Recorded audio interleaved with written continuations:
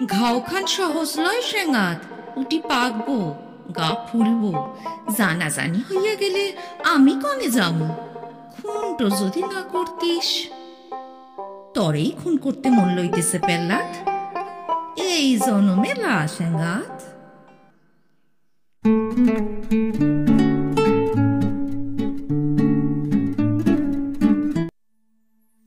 কুসুমকলির ব্যাকস্টেজে আজ পাঠ করছি শ্রী মানিক বন্দ্যোপাধ্যায়ের গল্প প্রাগৈতিহাসিক। গল্পটি শুনে কেমন লাগলো লিখে জানাতে ভুলবেন না। গল্প পাঠে আমি সহেলি। আজ পাঠ করছি শ্রী মানিক বন্দ্যোপাধ্যায় রচিত গল্প প্রাগৈতিহাসিক। সমস্ত বর্ষাকালটা ভিখু ভয়ানক কষ্ট পাইয়াছে। আষাঢ় মাসের প্রথমে বসন্তপুরের বৈকুণ্ঠ সাহার গদিতে ডাকাতি করিতে গিয়া তাহাদের দলকে দল ধরা পড়িয়া যায়। 11 জনের মধ্যে কেবল ভিখুই কাঁধে একটা বর্ষার খোঁচা পাইয়া পলাইতে পারিয়াছিল। রাতারাতি 10 মাইল দূরের মাথা ভাঙা পুলটার নিচে পৌঁছিয়া অর্ধেকটা শরীর কাদায় ডুবাইয়া সর্বনের মধ্যে দিনের বেলাটা লুকাইয়াছিল। রাত্রে আরো 9 ক্রোশ পথ হাঁটিয়া একেবারে পেল্লাত বাগ্যির বাড়ি চিতলপুরে। পেল্লাত তাহাকে আশ্রয় দেয় নাই, কাঁধটা দেখাইয়া বলিয়াছিল, ঘাওখান সহজ লয় সেঙাত, উঠি পাকবো, গা ফুলবো, জানাজানি হইয়া গেলে আমি কনে যামু। খুনটো যদি না করতিস। তরেই খুন করতে মন লইতেছে পেল্লাত, এই জনমে লা সেঙাত। বন কাছেই ছিল, মাইল 5 উত্তরে। ভিখু অগত্যা বনেই আশ্রয় লইল। পেল্লাত নিচে বাঁশ কাটিয়া বনের একটা দুর্গম অংশে সিঞ্জুরি গাছের নিবিড় ঝোপের মধ্যে তাহাকে একটা মাচা বাঁধিয়া দিল। তালপাতা দিয়া একটি আচ্ছাদন করিয়া দিল। বলিল, বাদলায় বাঘটাক সব পাহাড়ের ওপর গেছে গা, সাপে যদি না কাটে তো আরাম কইরাই থাকবি ভিখু। খামো কি? সিরাগুড় দিলাম যে, 2 দিন বাদে বাদে ভাত লইয়া আসুন। রোজ আইলে মানুষে সন্দ করবে। কাঁধের ঘাটা লতা পাতা দিয়া বাঁধিয়া আবার আসিবার আশ্বাস দিয়া পেল্লাত চলিয়া গেল। রাত্রে ভিখুর জ্বর আসিল। পরদিন টের পা গেল পেল্লাদের কথাই ঠিক। কাঁধের ঘা ভিখুর দুনাইয়া উঠিয়াছে, ডান হাতটি ফুলিয়া ঢোল হইয়া গিয়াছে এবং হাতটি তাহার নাড়িবার সামর্থ্য নাই। বর্ষাকালে যে বনে বাঘ বাস করিতে চায় না, এমনই অবস্থায় সেই বনে জলে ভিজিয়া মশা ও পোকার উৎপাত সহিয়া দেহের কোনো না কোনো অংশ হইতে ঘণ্টা একটি করিয়া চোখ টানিয়া ছাড়াইয়া জ্বরে ও ঘায়ের ব্যথায় ধুকিতে ধুকিতে ভিখু 2 দিন 2 রাত্রি সংকীর্ণ মাচাটুকুর উপর কাটাইয়া দিল। বৃষ্টির সময় ছাট লাগিয়া গিয়া সে ভিজিয়া গেল। রোদের সময় ভাবসা গাঢ় ঘুমোটে সে হাঁপাইয়া শ্বাস টানিল। পোকার অত্যাচারে দিবারাত্রি তাহার এক মুহূর্তে স্বস্তি রহিল না। পেল্লাত কয়েকটা বিড়ি দিয়া গিয়াছিল, সেগুলো ফুরাইয়া গিয়াছে। 3-4 দিনের মতো চিরা আছে বটে, কিন্তু গুড় একটুও নাই। গুড় ফুরাইয়াছে, কিন্তু গুড়ের লোভে যে লাল পিঁপড়াগুলো ঝাঁক বাঁধিয়া আসিয়াছিল তাহারা এখনো মাচার উপর ভিড় করিয়া আছে। ওদের হতাশার জ্বালা ভিখুই অবিরত ভোগ করিতেছে সর্বাঙ্গে।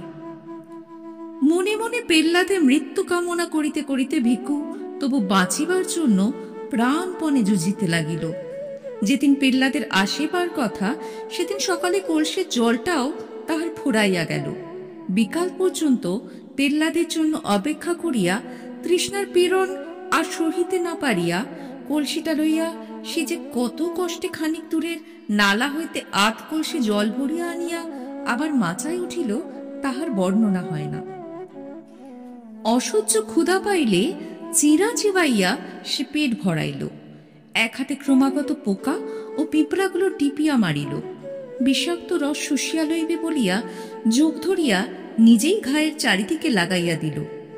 সবুজ রঙের একটা সাপকে একবার মাথার কাছে সিঞ্জুরি গাছের পাতার ফাঁকে উকি দিতে দেখিয়া পুরা 2 ঘণ্টা লাঠি হাতে সেদিকে চাহিয়া বসিয়া রহিল এবং তাহার পর 2-1 ঘণ্টা অন্তরই চারিদিকে চোপে ঝপাঝপ লাঠির বাড়ি দিয়া যথাসাধ্য শব্দ করিয়া সাপ তাড়াইতে লাগিল। মরিবে না, সে কিছুতেই মরিবে না। বনের পশু যে অবস্থায় বাঁচে না, সেই অবস্থায় মানুষ সে বাঁচিবেই। পেল্লাদ গ্রামান্তরে কুটুম বাড়ি গিয়াছিল, পরদিনও সে আসিল না। কুটুম বাড়ির বিবাহোৎসবে তাড়ি টানিয়া বেহুশ হইয়া পড়িয়া রহিল। বনের মধ্যে ভিক্ষু কিভাবে দিনরাত্রে কাটাইতেছে, 3 দিনের মধ্যে সে কথা একবারও তাহার মনেও পড়িল না। ইতিমধ্যে ভিক্ষুর ঘা পচিয়া উঠিয়া লালচে রস গড়াইতে আরম্ভ করিয়াছে। শরীরও তাহার অল্প অল্প ফুলিয়াছে, জ্বরটা একটু কমিয়াছে, কিন্তু সর্বাঙ্গে অসহ্য বেদনা দম ছুটানো তারের নেশার মতোই ভিক্ষুকে আচ্ছন্ন অভিভূত করিয়া ফেলিয়াছে। সে আর এখন ক্ষুধা তৃষ্ণা অনুভব করিতে পারে না। জোকেরা তাহার রক্ত শুষিয়া শুষিয়া কচি পটলের মতো ফুলিয়া উঠিয়া আপন হইতে নিচে খসিয়া পড়িয়া যায়, সে টেরও পায় না। পায়ের ধাক্কায় জলের কলসিটা একসময় নিচে পড়িয়া ভাঙিয়া যায়। বৃষ্টির জলে ভিজিয়া পুটুলির মধ্যে চিঁড়াগুলো পচিতে আরম্ভ করে। রাত্রে তাহার গন্ধে আকৃষ্ট হইয়া মাচার আশেপাশে শিয়াল ঘুরিয়া বেড়ায়।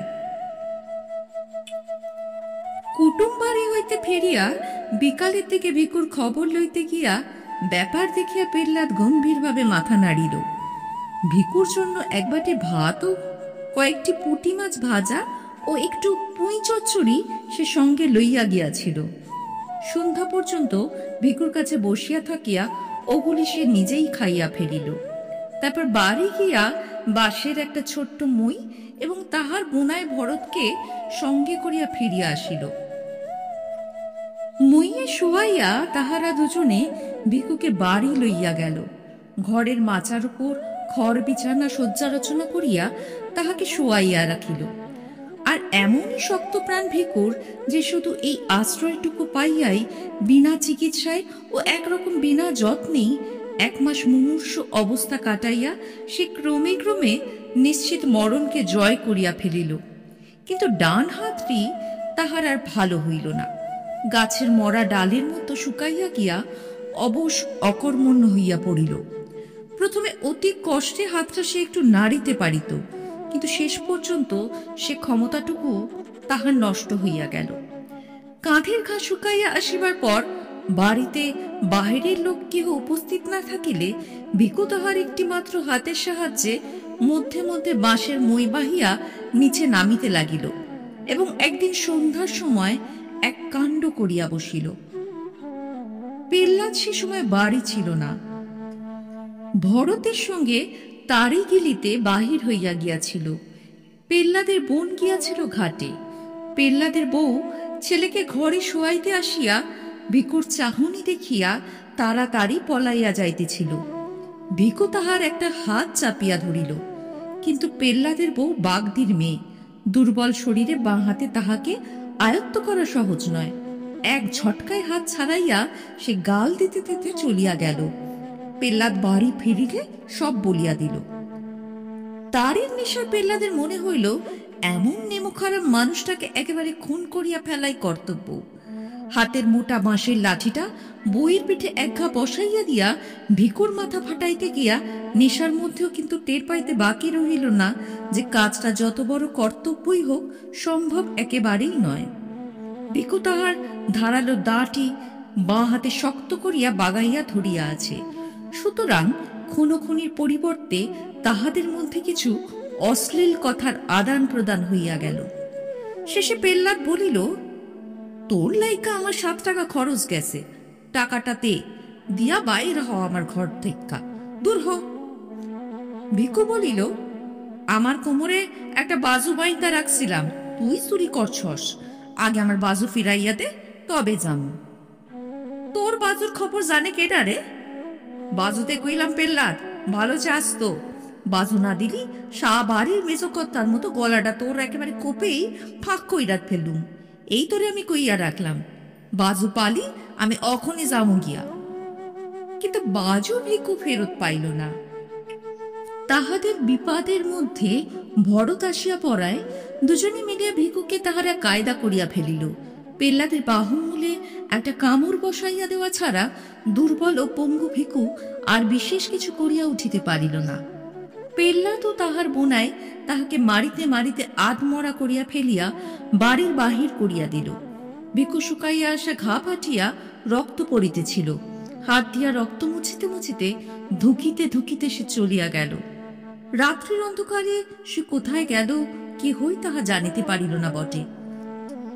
কিন্তু দুপুর রাত্রে পেল্লাদের ঘর জ্বলিয়া উঠিয়া বাগদিপাড়ায় বিষম হইচই বাঁধাইয়া দিল। পেল্লাদ কপাল চাপড়াইয়া বলিতে লাগিল, হায় সর্বনাশ, হায় সর্বনাশ, ঘরকে আমার শুনে আইছিল, হায় সর্বনাশ। কিন্তু পুলিশের টানাটানির ভয়ে মুখ ফুটিয়া বেচারা ভিকুর নামটা পর্যন্ত পড়িতে পারিল না। সেই রাত্রি হইতে ভিকুর আদিম অসভ্য জীবনের দ্বিতীয় পর্যায় আরম্ভ হইল। চিতলপুরের পাশে একটা নদী আছে। পেল্লাদের ঘরে আগুন দিয়া আসিয়া একটা জেলে ডিঙি চুরি করিয়া ভিকু নদীর স্রোতে ভাসিয়া গিয়াছিল। লোকে ঠেলিবার সামর্থ্য তাহার ছিল না। একটা চ্যাপ্টা বাঁশকে হালের মতো করিয়া ধরিয়া রাখিয়া সে সমস্ত রাত কোন রকমের নৌকার মুখ সিধা রাখিয়াছিল। সকাল হওয়ার আগে শুধু স্রোতের টানে সে বেশি দূর আগাইতে পারে না। ভিকুর মনে আশঙ্কা ছিল, ঘরে আগুন দেওয়ার শোধ লইতে পেল্লাদ হয়তো তাহার নামটা প্রকাশ করিয়া দিবে। মনের জ্বালায় নিজের অসুবিধার কথাটা ভাবিবে না। পুলিশ বহুদিন যাবৎ তাহাকে ধরিবার চেষ্টা করিতেছে। বৈকুণ্ঠ সাহার বাড়িতে খুনটা হওয়ার ফলে চেষ্টা তাহাদের বাড়ি আছে বই কমে নাই। পেল্লাদের কাছে খবর পাইলে পুলিশ আশেপাশে চারিদিকে তাহার খোঁজ করিবে। ২০-৩০ মাইলের মধ্যে লোকালয়ের মুখ দেখানো তাহার পক্ষে বিপদের কথা। কিন্তু ভিকু তখন মরিয়া হইয়া উঠিয়াছে। কাল বিকাল হইতে সে কিছু খায় নাই। দুজন জোয়ান মানুষের হাতে বেদম মার খাইয়া এখনো দুর্বল শরীরটা তাহার ব্যথায় আড়ষ্ট হইয়া আছে। ভোর ভোর মহকুমা শহরের ঘাটের সামনে পৌঁছিয়া সে ঘাটে নৌকা লাগাইল। নদীর জলে ডুবিয়া ডুবিয়া স্নান করিয়া গাঢ় রক্তের চিহ্ন ধুইয়া ফেলিয়া শহরের ভিতর প্রবেশ করিল। ক্ষুধায় সে চোখে অন্ধকার দেখিতেছিল। একটি পয়সাও তাহার সঙ্গে নাই যে মুড়ি কিনিয়া খায়। বাজারের রাস্তায় প্রথম যে ভদ্রলোকটির সঙ্গে দেখা হইল তাহারই সামনে হাত পাতিয়া সে বলিল, দুটো পয়সা দিবেন কর্তা? তাহার মাথায় জট বাঁধা চাপ চাপ রক্ত ধূসর চুল, কোমরে জড়ানো মাটির মতো ময়লা ছেঁড়া ন্যাকড়া আর দড়ির মতো শীর্ণ দোদুল্যমান হাতটি দেখিয়া ভদ্রলোকটির বুঝি দয়াই হইল। তিনি তাহাকে একটি পয়সা দান করিলেন। ভিকু বলিল, একটা দিলেন বাবু, আর একটা দেন। ভদ্রলোক চটিয়া বলিলেন, একটা দিলাম তাতে হলো না, না ভাগ। এক মুহূর্তের জন্য মনে হইল ভিকু বুঝি তাহাকে একটা বিশ্রী গালি দিয়া বসে, কিন্তু সে আত্মসংবরণ করিল। গাল দেওয়ার বদলে আরক্ত চোখে তাহার থেকে একবার কটমট করিয়া তাকাইয়া সামনের মুড়ি মুরগির দোকানে গিয়া পয়সাটা দিয়া মুড়ি কিনিয়া গোগ্রাসে গিলিতে আরম্ভ করিল। সে হইল তাহার ভিক্ষা করিবার হাতে খড়ি। কয়েকদিনের ভিতরেই সে পৃথিবীর বহু পুরাতন ব্যবসাটির এই প্রকাশ্যতম বিভাগের আইন কানুন সব শিখিয়া ফেলিল। আবেদনের ভঙ্গি ও ভাষা তাহার জন্ম ভিখারির মতো আয়ত্ত হইয়া গেল। শরীর এখন আর সে একেবারেই সাফ করে না। মাথার চুল তাহার ক্রমেই জট বাঁধিয়া দলা দলা হইয়া যায় এবং তাহাতে অনেকগুলো উকুন পরিবার দিনের পর দিন বংশবৃদ্ধি করিয়া চলে। ভিকু মাঝে মাঝে খ্যাপার মতো দুই হাতে মাথা চুলকায়, কিন্তু বাড়তি চুল কাটিয়া ফেলিতে ভরসা পায় না। ভিক্ষা করিয়া সে একটি ছেঁড়া কোট পাইছে। কাঁধের ক্ষত চিহ্নটা ঢাকিয়া রাখিবার জন্য দারুণ গুমটের সময়ও কোটটা সে গায়ে চাপাইয়া রাখে। শুকনো হাতখানা তাহার ব্যবসায় সবচেয়ে জোরালো বিজ্ঞাপন। এই অঙ্গটি ঢাকিয়া রাখিলে তাহার চলে না। কোটের ডান দিকের হাতাটি সে তাই বগলের কাছ হইতে ছিঁড়িয়া বাদ দিয়াছে। একটি টিনের মগ ও একটা লাঠিও সে সংগ্রহ করিয়া লইয়াছে। সকাল হইতে সন্ধ্যা পর্যন্ত বাজারের কাছে রাস্তার ধারে একটা তেঁতুল গাছের নিচে বসিয়া সে ভিক্ষা করে। সকালে 1 পয়সার মুড়ি খাইয়া নেয়। দুপুরে বাজারের খানিক তফাতে একটা পোড়ো বাগানের মধ্যে ঢুকিয়া বটগাছের নিচে ইটের উনুনে মেটে হাঁড়িতে ভাত রান্না করে। মাটির মালসায় কোনোদিনই রাঁধে ছোট মাছ, কোনোদিন তরকারি। পেট ভরিয়া খাইয়া বটগাছটাতেই হেলান দিয়া বসিয়া আরামে বিড়ি টানে। তারপর আবার তেঁতুল গাছটার নিচে গিয়া বসে। সারাটা দিন শ্বাস টানা কাতরানির সঙ্গে সে বলিয়া যায়, হেই বাবা, একটা পয়সা আমায় দিলে ভগবান দিবে। হেই বাবা, একটা অনেক প্রাচীন বুলির মতো ভিক্ষায়াং নৈব নৈব চ শ্লোকটা আসলে অসত্য। সারাদিনে ভিক্ষুর সামনে দিয়া 1000-1500 লোক যাতায়াত করে এবং গড়ে প্রতি 50 জনের মধ্যে একজন তাহাকে পয়সা অথবা আদলা দেয়। আদলা সংখ্যা বেশি হইলেও সারাদিনে ভিক্ষুর 5-6 আনা রোজগার হয়, কিন্তু সাধারণত তাহার উপার্জন 8 আনার কাছাকাছি থাকে। সপ্তাহে এখানে 2-3 হাট বসে। হাটবাড়ির উপার্জন তাহার একটি পুরো টাকার নিচে নামে না। এখন বর্ষাকাল অতিক্রান্ত হইয়া গিয়াছে। নদীর 2 তীর কাশে সাদা হইয়া উঠিয়াছে। নদীর কাছেই বিন্নু মাঝির বাড়ির পাশে ভাঙা চালাটা ভিখু মাসিক 8 আনা ভাড়া করিয়াছে। রাত্রে সে ওখানেই শুইয়া থাকে। ম্যালেরিয়ায় মৃত এক ব্যক্তির জীর্ণ কিন্তু পুরো একটি কাঁথা সংগ্রহ করিয়াছে। লোকের বাড়ির খড়ের গাদা হইতে চুরি করিয়া আনা খড় বিছাইয়া তাহার উপর কাঁথাটি পাতিয়া সে আরাম করিয়া ঘুমায়। মাঝে মাঝে শহরের ভিতরে গৃহস্থ বাড়িতে ভিক্ষা করিতে গিয়া সে কয়েকখানা ছেঁড়া কাপড় পাইয়াছে, তাই পুটলি করিয়া বালিশের মতো ব্যবহার করে। রাত্রে নদীর জলো বাতাসে শীত করিতে থাকিলে পুটলি খুলিয়া একটি কাপড় গায়ে জড়াইয়া লয়।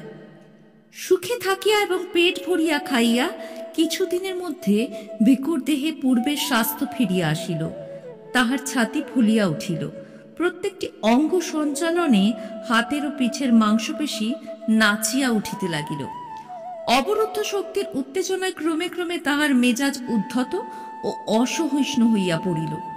অভ্যস্ত ভুলি আওড়াইয়া কাতরভাবেই সে এখনো ভিক্ষা চায়, কিন্তু ভিক্ষা না পাইলে তাহার ক্রোধের সীমা থাকে না। পথে লোকজন না থাকিলে তাহার প্রতি উদাসীন পথিককে সে অশ্লীল গাল দিয়া বসে। 1 পয়সার জিনিস কিনিয়া ফাও না পাইলে দোকানিকে মারিতে ওঠে। নদীর ঘাটে মেয়েরা স্নান করিতে নামিলে ভিক্ষা চাহিবার ছলে জলের ধারে গিয়া দাঁড়ায়। মেয়েরা ভয় পাইলে সে খুশি হয় এবং সরিয়া যাইতে বলিলে নড়ে না, দাঁত বাহির করিয়া দুর্বিনীত হাসি হাসে। রাত্রে স্বরচিত শয্যায় সে ছটফট করে। নারী সঙ্গহীন এই নিরুৎসব জীবন আর তার ভালো লাগে না। অতীতের উদ্দাম ঘটনাবহুল জীবনটির জন্য তাহার মন হাহাকার করে। তারই দোকানে ভাঁড়ে ভাঁড়ে তারি গিলিয়া সে হল্লা করিত। টলিতে টলিতে বাসির ঘরে গিয়া উন্মত্ত রাত্রি যাপন করিত। আর মাঝে মাঝে দল বাঁধিয়া গভীর রাত্রে গৃহস্থের বাড়ি চড়াও হইয়া সকলকে মারিয়া কাটিয়া টাকা ও গহনা লুটিয়া রাতারাতি উধাও হইয়া যাইত। স্ত্রীর চোখের সামনে স্বামীকে বাঁধিয়া মারিলে তাহার মুখে যে অবর্ণনীয় ভাব দেখা দিত, পুত্রের অঙ্গ হইতে ফিনকি দিয়া রক্ত ছুটিলে মা কেমন করিয়া আর্তনাদ করিয়া উঠিত। মশালের আলোয় সে দৃশ্য দেখা আর আর্তনাদ শোনার চেয়ে উন্মাদনার নেশা জগতে আর কি আছে? পুলিশের ভয়ে গ্রাম হইতে গ্রামান্তরে পলাইয়া বেড়াইয়া আর বনে জঙ্গলে লুকাইয়া থাকিয়াও যেন তখন সুখী ছিল। তাহার দলের অনেকেই বারবার ধরা পড়িয়া জেল খাটিয়াছে, কিন্তু জীবনে একবারের বেশি পুলিশ তাহার নাগাল পায় নাই। রাক্ষবাগদের সঙ্গে পানাহার শ্রীপতি বিশ্বাসের বোনটাকে যেবার সে চুরি করিয়াছিল, সেইবার 7 বছরের জন্য তাহার কয়েদ হইয়াছিল, কিন্তু 2 বছর বেশি কেহ তাহাকে জেল আটকাইয়া রাখিতে পারে নাই। এক বর্ষার সন্ধ্যায় জেলের প্রাচীর ডিঙাইয়া সে পলাইয়াছিল। তারপর একা সে গৃহস্থ বাড়িতে ঘরের বেড়া কাটিয়া চুরি করিয়াছে। দিন দুপুরে পুকুর ঘাটে একাকেনি গৃহস্থবধূর মুখ চাপিয়া গলার হার হাতের বালা খুলিয়া লইয়াছে। রাখর বউকে সঙ্গে নিয়া নোয়াখালী হইয়া সমুদ্র ডিঙাইয়া পাড়ি দিয়াছে একেবারে হাতিয়ায়। 6 মাস পরে রাখর বউকে হাতিয়ায় ফেলিয়া আসিয়া পরপর 3 বার 3টা দল করিয়া দূরে দূরে কত গ্রামে যে ডাকাতি করিয়া বেড়াইয়াছে, তাহার সবগুলির নামও এখন তাহার স্মরণ নাই। তারপর এই সেদিন বৈকুণ্ঠ সাহার মেজ ভাইটার গলাটা সে দায়ের এক কোপে দুফাক করিয়া আসিয়া গিয়াছে। কি জীবন তাহার ছিল, এখন কি হইয়াছে। মানুষ খুন করিতে যাহার ভালো লাগিত, সে আজ ভিক্ষা না দিয়া চলিয়া গেলে পথচারীকে একটি চিৎকারি দেওয়ার মধ্যে মনের জ্বালা নিঃশেষ করে। দেহের শক্তি তাহার এখনো তেমনই অক্ষুণ্ণ আছে, সে শক্তি প্রয়োগ করিবার উপায়টাই তাহার নাই। কত দোকানে গভীর রাত্রের সামনে টাকার থোক সাজাইয়া একা বসিয়া দোকানি হিসাব মেলায়। বিদেশগত কত পুরুষের গৃহে মেয়েরা থাকে একা। এদিকে ধারালো একটা অস্ত্র হাতে ওদের সামনে হুমকি দিয়া পড়িয়া একদিনে বড়লোক হওয়ার পরিবর্তে বিন্নু মাছের চালাটায় নিচে সে চুপচাপ শুইয়া থাকে। ডান হাতটাতে অন্ধকারে হাত বুলাইয়া ভিকুর আফসোসের সীমা থাকে না।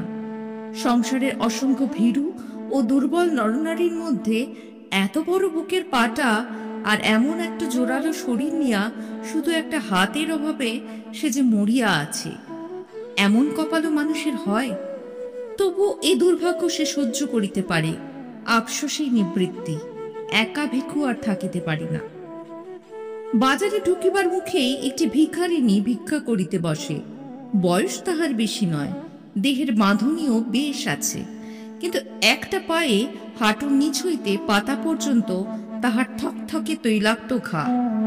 এই ঘায়ের জোরে সে ভিক্ষুর চেয়ে বেশি রোজগার করে, সেজন্য ঘাটিকে সে বিশেষ যত্নে সারিতে দেয় না। ভিক্ষু মধ্যে মধ্যে গিয়া তাহার কাছে বসে, বলে, ঘাটি সারবো না লয়? ভিখারিনী বলে, খুব, ওষুধ দিলে অখনই সারে। ভিক্ষু সাগ্রহে বলে, সারা তবে, ওষুধ দিয়ে চটফট সারাইয়া ল। ঘা সারলে তোর আর বেগ মাগতে হইব না, জানোস, আমি তো এটা রাখুম। আমি থাকলি তো? কেন থাকবি না কেন? খাওয়ামু পরামু আরামে রাখুম, পায়ের পরনে পা দিয়া গাঁট হইয়া বইয়া থাকবি, না করস তুই কি এর লেগে? অত সহজে ভুলিবার মেয়ে ভিখারিনী নয়। খানিকটা তামাক পাতা মুখে গুঁজিয়া সে বলে, দুদিন বাদে মরে যখন তুই খেদাইয়া দিবি, ঘামুই তখন পামু কোয়ানি। ভিক্ষু আজীবন একনিষ্ঠতার প্রতিজ্ঞা করে, সুখে রাখিবার লোভ দেখায়, কিন্তু ভিখারিনী কোনো মতেই রাজি হয় না। ভিক্ষু ক্ষুণ্ণ মনে ফিরিয়া আসে।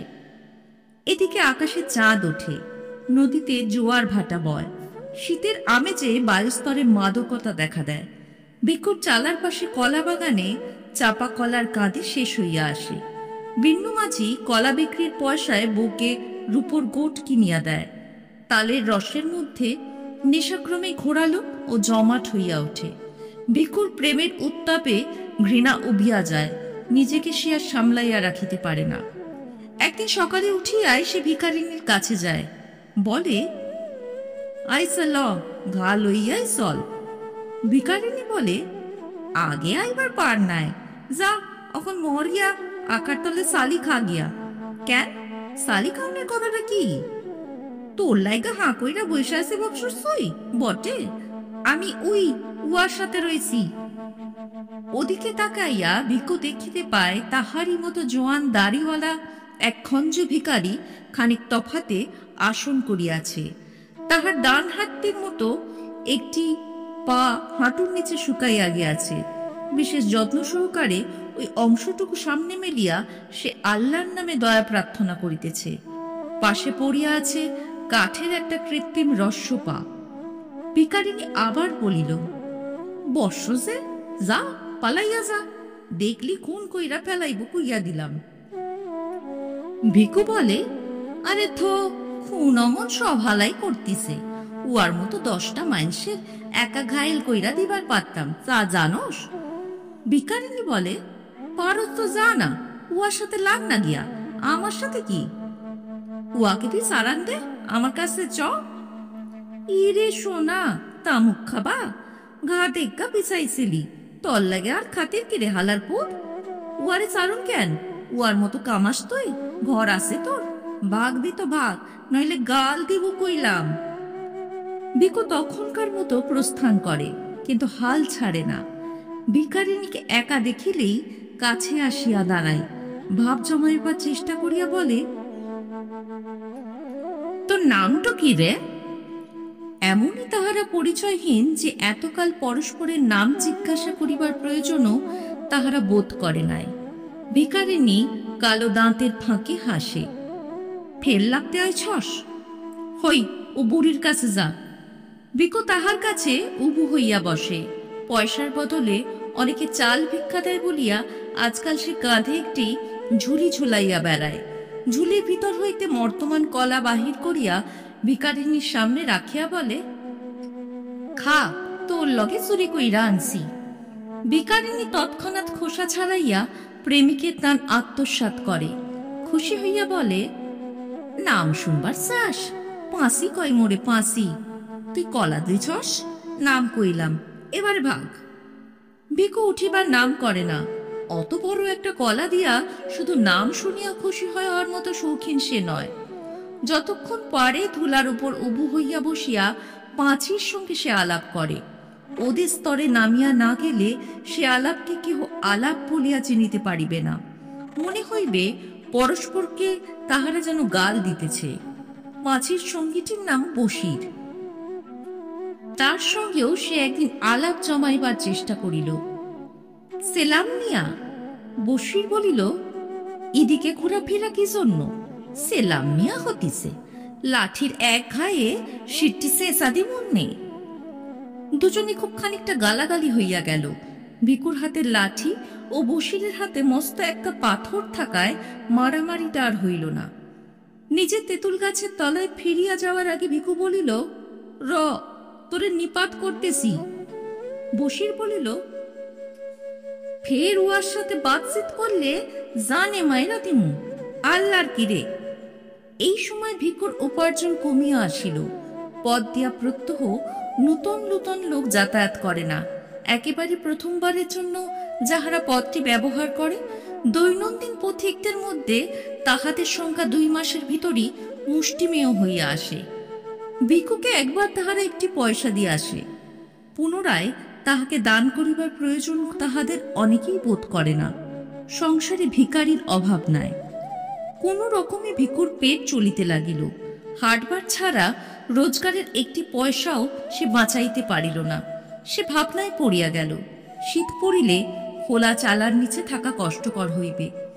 যেখানে হোক চারদিক থেকে যেমন তেমন ঘর একখানা তাহার চায়, মাথা গজিবার একটা ঠাঁই, আর দুবেলা খাইতে না পাইলে কোনো যুবতী ভিখারিনী তাহার সঙ্গে বাস করিতে রাজি হইবে না। অথচ উপার্জন তাহার যেভাবে কমিয়া আসিয়াছে, এভাবে কমিতে থাকিলে শীতকালে নিজেই হয়তো পেট ভরিয়া খাইতে পাইবে না। যেভাবেই হোক আয় তাহাকে বাড়াইতে হইবে। এখানে থাকিয়া আয় বাড়াইবার কোনো উপায়ই সে দেখিতে পায় না। চুরি ডাকাতির উপায় নাই, মজুর খাটিবার উপায় নাই। একেবারে খুন করিয়া না ফিরিলে কাহারও কাছে অর্থ ছিনাইয়া লওয়া এক হাতে সম্ভব নয়। পাঁচিকে ফেরিয়া এই শহর ছাড়িয়া কোথাও যাইতে তাহার ইচ্ছা হয় না। আপনার ভাগের বিরুদ্ধে ভিকুর মন বিদ্রোহী হইয়া ওঠে। তাহার চালার পাশে ভিন্ন মাঝের সুখী পারিবারিক জীবনটা তাহাকে হিংসায় জর্জরিত করিয়া দেয়। এক একদিন বিন্নুর ঘরে আগুন ধরাইয়া দিবার জন্য মন ছটফট করিয়া ওঠে। নদীর ধারে খ্যাপার মতো ঘুরিতে ঘুরিতে তাহার মনে হয় পৃথিবীর যত খাদ্য ও যত নারী আছে, একা সব দখল করিতে না পারিলে তাহার তৃপ্তি হইবে না। আর কিছুকাল ভিকু এমনই অসন্তোষের মধ্যে কাটাইয়া দিল। তারপর একদিন গভীর রাত্রে ঝুলির মধ্যে তাহার সমস্ত মূল্যবান জিনিস ভরিয়া জমানো টাকা কটি কোমরের কাপড়ে শক্ত করিয়া বাঁধিয়া ভিকু তাহার চালা হইতে বাহির হইয়া পড়িল। নদীর ধারে একদিন সে হাতখানেক লম্বা একটা লোহার শিক কুড়াইয়া পাইয়াছিল। অবসর মতো পাথরে ঘষিয়া শিকটির একটা মুখ সে চোখা করিয়াছে। এই অস্ত্রটি সে ঝুলির মধ্যে ভরিয়া সঙ্গে লইল। অমাবস্যার অন্ধকারে আকাশ ভরা তারা তখন ঝিকিমিকি করিতেছে। ঈশ্বরের পৃথিবীতে শান্ত স্তব্ধতা। বহুকাল পরে মধ্যরাত্রি জনহীন জগতে মনের মধ্যে ভয়ানক একটা কল্পনা লইয়া বিচরণ করিতে বাহির হইয়া ভিকুর অকথনীয় উল্লাস বোধ হইল। নিজের মনে অস্ফুট স্বরে সে বলিয়া উঠিল, বাঁটি লইয়া ডানটি যদি রেহাই দিতা ভগবান। নদীর ধারে ধারে আধ বাইল হাঁটিয়া গিয়া একটি সংকীর্ণ পথ দিয়া সে শহরে প্রবেশ করিল। বাজার বাঁহাতি রাখিয়া ঘুমন্ত শহরের বুকে ছোট ছোট অলিগলি দিয়া শহরের অপর প্রান্তে গিয়া পৌঁছিল। শহরে যাওয়ার পাকা রাস্তাটি এখান দিয়া শহর হইতে বাহির হইয়াছে। নদী ঘুরিয়া আসিয়া 2 মাইল তফাৎ এই রাস্তারই পাশে মাইল খানিক রহিয়া গিয়া আবার দক্ষিণের দিক পরিবর্তন করিয়াছে। কিছু দূর পর্যন্ত রাস্তার দুদিকে ফাঁকে ফাঁকে 2-1টি বাড়ি চোখে পড়ে। তারপর ধানের ক্ষেত ও মাঝে মাঝে জঙ্গলাকীর্ণ পতির ডাঙ্গার দেখা পাওয়া যায়। এমনই একটা জঙ্গলের ধারে জমি সাফ করিয়া 5-7খানা কুঁড়ে তুলিয়া কয়েকটা হাত ভাঙা মানুষ একটি দরিদ্রতম পল্লী স্থাপিত করিয়াছে। তার মধ্যে একটি কুঁড়ে বসিরের। ভোরে উঠিয়া ঠকঠক শব্দে কাঠির পা ফেলিয়া সে শহরে ভিক্ষা করিতে যায়। সন্ধ্যার সময় ফিরিয়া আসে। পাঁচি গাছের পাতা জ্বালাইয়া ভাত রাঁধে, বসির টানে তামাক। রাত্রে পাঁচি পায়ের ঘায়ে ন্যাকড়ার পুটি জড়ায়। বাঁশের খাটে পাশাপাশি শুইয়া তাহাদের কাটা কাটা কদর্য ভাষায় গল্প করিতে করিতে তাহারা ঘুমাইয়া পড়ে। তাহাদের মেয়ের, তাহাদের শয্যা ও তাহাদের দেহ হইতে একটা ভ্যাপসা পচা দুর্গন্ধ উঠিয়া খড়ের চালার ফুটা দিয়া বাহিরের বাতাসে মিশিতে থাকে। ঘুমের ঘোরে বসির নাক ডাকায়। মাছি বের বের করিয়া বকে। ভিকু একদিন ওদের পিছু পিছু আসিয়া ঘর দেখিয়া গিয়াছিল। অন্ধকারে সাবধানে ঘরের পিছনে গিয়া বেড়ার ফাঁকে কান পাতিয়া সে কিছুক্ষণ কচু বনের মধ্যে দাঁড়াইয়া রহিল। তারপর ঘুরিয়া ঘরের সামনে আসিল। ভিখারির কুঁড়ে। দরজার ঝাঁপটি পাঁচি ভিতর হতে বন্ধ করে নাই, শুধু ঠেকাইয়া রাখিয়াছিল। ঝাঁপটা সন্তর্পণে একপাশে সরাইয়া ঝুলির ভিতর হইতে শিকটি বাহির করিয়া শক্ত করিয়া ধরিল। ঘরের মধ্যে প্রবেশ করিল। বাহিরে তারার আলো ছিল, ঘরের ভিতরে সেটুকু আলোরও অভাব। দেশলাই জ্বালিবার অতিরিক্ত হাত নাই। ঘরের মধ্যে দাঁড়াইয়া ভিকু ভাবিয়া দেখিল বসিরের হৃৎপুণ্ডের অবস্থানটি নির্ণয় করা সম্ভব নয়। বাঁ হাতের আঘাত ঠিক জায়গার মতো না পড়িলে বসির গোলমাল করিবার সুযোগ পাইবে, তাহাতে মুশকিল অনেক।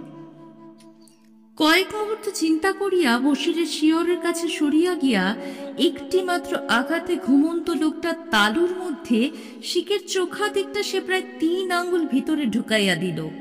অন্ধকারে আঘাত কতদূর মারাত্মক হইয়াছে বুঝিবার উপায় ছিল না।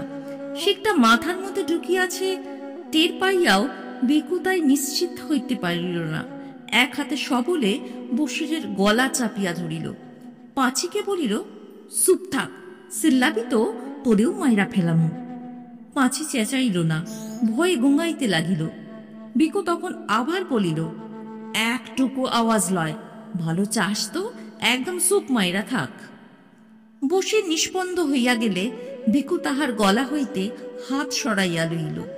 দম লইয়া বলিল, আলোটা জ্বালাইয়া দে পাঁচি। পাঁচি আলো জ্বালিলে ভিকু পরম তৃপ্তির সঙ্গে নিজের কীর্তি চাহিয়া দেখিল। একটি মাত্র হাতের সাহায্যে অমন জোয়ান মানুষটাকে ঘায়েল করিয়া গর্বের তাহার সীমা ছিল না। পাঁচির দিকে তাকাইয়া সে বলিল, দেখছস কে ডাকারে খুন করলো দেখছস? তখন পয় পয় কইরা কইলাম, মিয়াবাই ঘোড়া ডিঙাইয়া ঘাস খাইবার লারবাগো সারান দেও। শূন্যে মিয়াবাইয়ের অয়েল গৈসা কয় কিনা শীর্ষা দিমু, দেন গো দেন, শীর্ষা চাই দেন মিয়াবাই। বসিরের মৃতদেহের সামনে ব্যঙ্গ করে মাথাটা একেবারে নত করিয়া ভিকু মাথা তোলাইয়া হাহা করিয়া হাসিতে লাগিল। সহসা ক্রুদ্ধ হইয়া বলিল, ঠেরেন বোবা কেন গো? আরে কথা কো হারা বাইত্তা মাইয়া, তোরে দিমু নাকি সাওয়ার কইরা? পাঁচি কাঁপিতে কাঁপিতে কইল, এবারে কি করবি? দেখ কি করি, পয়সা করি কোনে গুইনা রাখছে আগে তাই ক। বসিরের গোপন সঞ্চয় স্থানটি পাঁচি অনেক কষ্টে আবিষ্কার করিয়াছিল। ভিকুর কাছে প্রথমে সে অজ্ঞতার ভান করিল, কিন্তু ভিকু আসিয়া চুলের মুঠি চাপিয়া ধরিলে প্রকাশ করিতে পথ পাইল না। বসিরের সমস্ত জীবনের সঞ্চয় কম নয়, টাকার আধুলিতে 100 টাকার উপর। একটা মানুষকে হত্যা করিয়া ভিখু পূর্বে ইহার চেয়ে বেশি উপার্জন করিয়াছে, তবু সে খুশি হইল। বলিল, কি কি নিবি পুটলি বাইতা ফেল পাছি, তারপর ল রাইত থাকতে মেলা করি, খানিক পাতে নওমি সান ধরব, আলোর পত্রকে পার হন। পাঁচি পুটুলি বাঁধিয়া লইল, তারপর ভিকুর হাত ধরিয়া খোঁড়াইতে খোঁড়াইতে ঘরের বাহির হইয়া রাস্তায় গিয়া উঠিল। পূর্বাকাশের দিকে চাহিয়া ভিখু বলিল, অখনই সায়া তুলব পাঁচি। পাঁচি বলিল, আমরা যামু কনে? সদর ঘাটে না, চুরি করুন, বিয়ানে সিপ্তিপুরের সামনে জংলার মধ্যে ঢুইয়া থাকুন, রাইতে একদম সদর, পাশালাইয়া চপ আসি, এক কসপট হাঁটন লাগব। পায়ের ঘা লইয়া তাড়াতাড়ি চলিতে পাঁচের কষ্ট হইতেছিল। ভিখু সহসা একদম দাঁড়াইয়া পড়িল, বলিল, পায়েনি তো ব্যথা পাস পাসি? হ, ব্যথা জানায়। পিঠে চাপামু? পারবি কেন? পারুম, আয়। ভিকুর গলা জড়াইয়া ধরিয়া পাঁচি তাহার পিঠের উপর ঝুলাইয়া রহিল। তাহার দেহের ভারে সামনে ঝুঁকিয়া ভিকু জোরে জোরে পথ চলিতে লাগিল। পথের দুদিকে ধানের ক্ষেত আবছা আলোয় নিঃসারে পড়িয়া আছে। দূরে গ্রামের গাছপালার পিছন হইতে নবমীর চাঁদ আকাশে উঠিয়া আসিয়াছে। ঈশ্বরের পৃথিবীতে শান্ত স্তব্ধতা। হয়তো ওই চাঁদ আর এই পৃথিবীর ইতিহাস আছে, কিন্তু যে ধারাবাহিক অন্ধকার মাতৃগর্ভ হইতে সংগ্রহ করিয়া দেহের অভ্যন্তরে লুকাইয়া ভিখু ও পাঁচি পৃথিবীতে আসিয়াছিল, এবং যে অন্ধকার তাহারা সন্তানের মাংসল আবেষ্টনের মধ্যে গোপন রাখিয়া যাইবে, তাহা প্রাগৈতিহাসিক। পৃথিবীর আলো আজ পর্যন্ত তাহার নাগাল পায় নাই, কোনোদিন পাইবেও না।